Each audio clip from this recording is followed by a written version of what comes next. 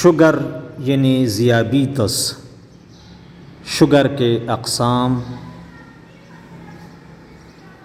ذیابیطس یعنی شوگر کی دو قسمیں ہیں، نمبر 1 غیر شکری، نمبر 2 شکری یعنی چینی والا شوگر۔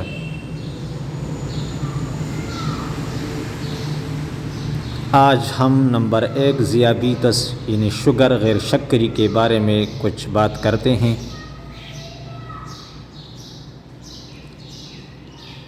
سادہ شوگر، جس میں پیشاب میں شکر نہیں آتی بلکہ صرف پیشاب زیادہ آتا ہے،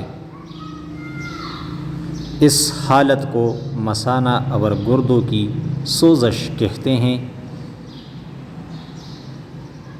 رطوبات کی خراش سے جسم انسانی میں بے چینی پیدا ہوتی ہے، جس کو پانی پینے سے 1 گنا سکون ملتا ہے، اس لیے پیاس زیادہ لگتی ہے،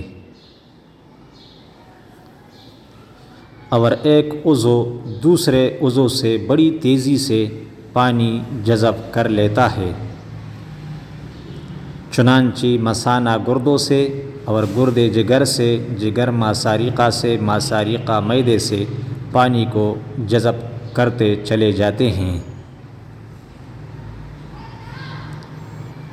اگر ذیابیطس سادہ کا یعنی سادہ شوگر کا بروقت اور صحیح علاج نہ کیا جائے تو پھر اعصاب کی خستگی یعنی تکن بوجہ سوزش اعصاب ذیابیطس شکری میں بدل جاتی ہے، یعنی شوگر والا چینی والا حقیقی ذیابیطس پیدا ہو جاتی ہے۔